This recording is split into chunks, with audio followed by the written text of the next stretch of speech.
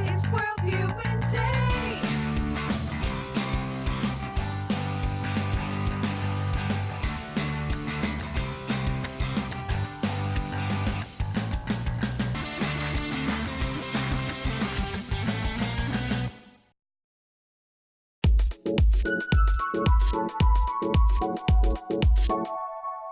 We are coming at you live from the abortion debate. It's not really live, though. It's post-debate, but we never come to you live, but that's okay. Okay, cool. Okay, Lauren, what were your thoughts on the debate?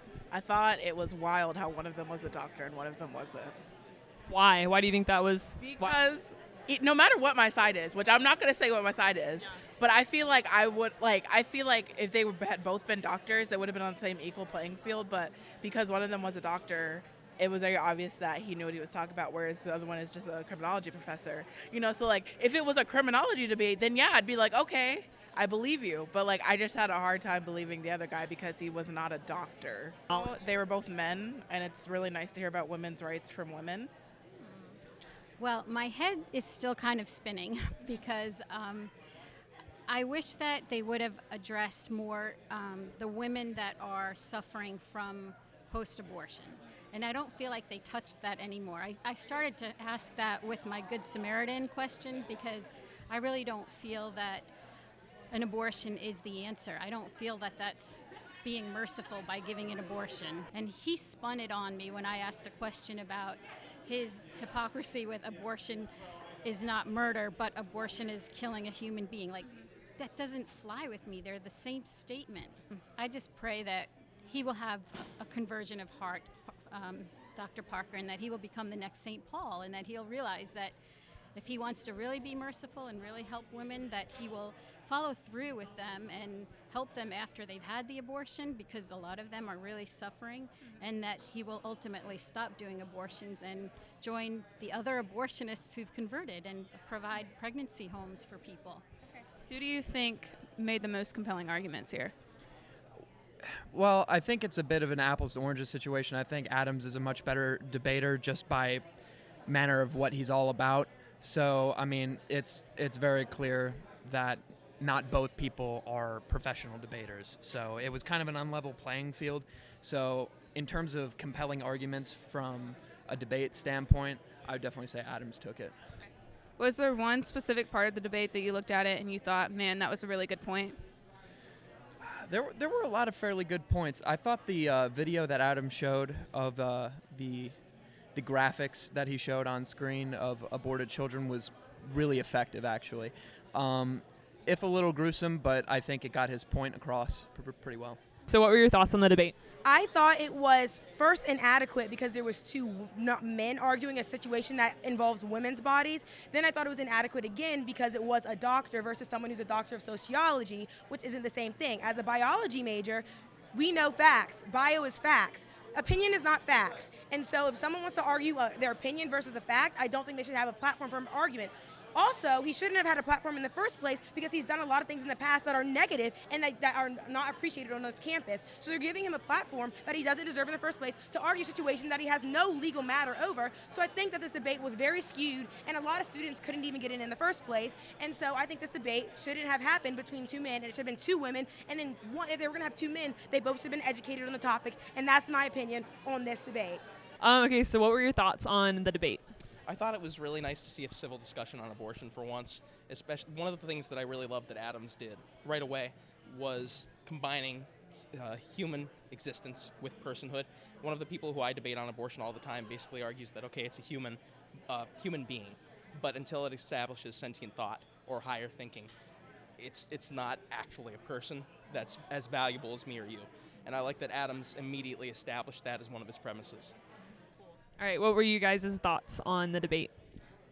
My first thoughts are that I'm incredibly grateful to Dr. Adams for saying not once, twice, maybe three times that he doesn't believe in eugenics.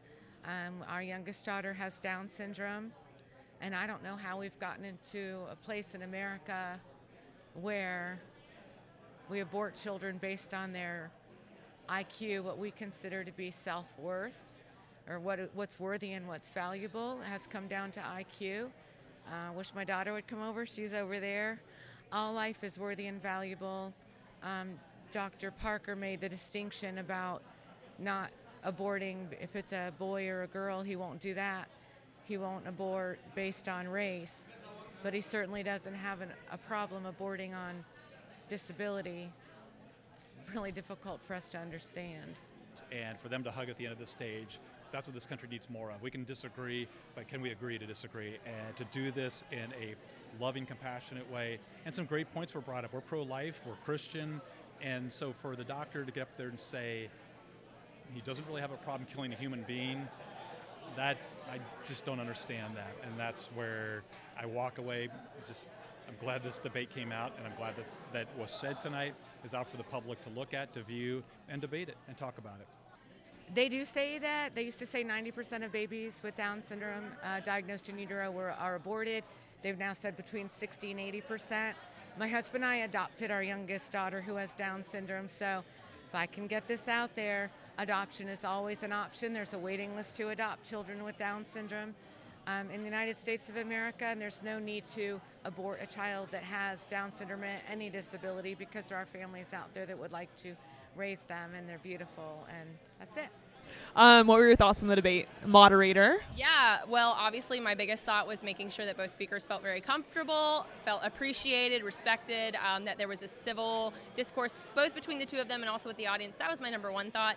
Obviously, I've got my leanings on who I thought did better and why I thought they did better. I appreciate that we spent a lot of time talking about the science, the philosophy, and then the law, and we tried the best we could to make different distinctions. I think it's really important to go back and actually define some of these terms. I don't think they were very clearly defined all the way through, particularly personhood and humanness.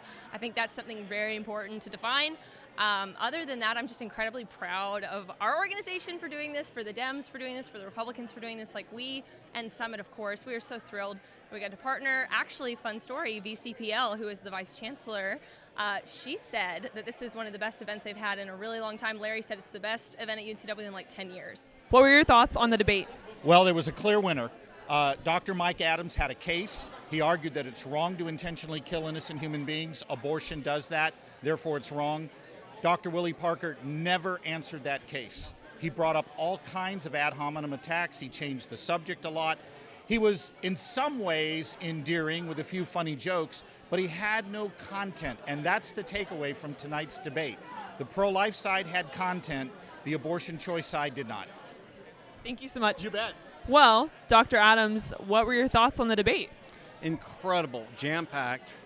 What a great event. Well organized by Christi. I appreciate it so much. And just cool things. I felt great in the opening statement, framing it.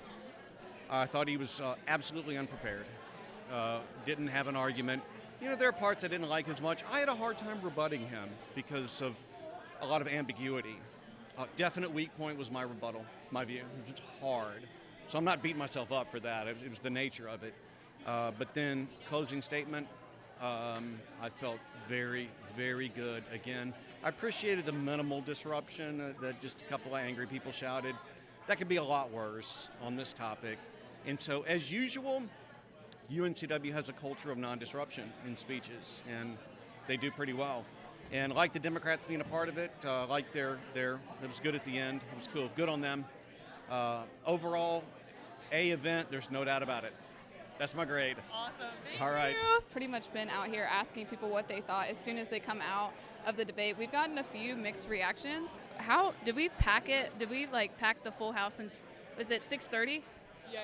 I think it was 6:30. 6:30 it was, I believe, sold out, and we sent people over to the overflow rooms, which the overflow rooms overflowed, and then sent people over into the common area who were streaming it. So this debate was a huge success. It was so much fun. We probably had like 700 to 800 people come out. Yeah, we've had this in the works since last spring, this idea. So it's been really, really good to see it play out.